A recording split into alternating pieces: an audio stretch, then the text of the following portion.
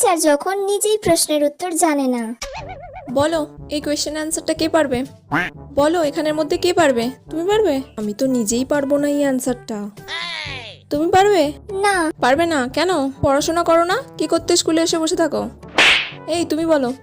দূর বাবা, কেউ তো একটা উত্তরও বলতে পারছে না, আর কতক্ষণ এইভাবে চালাবো?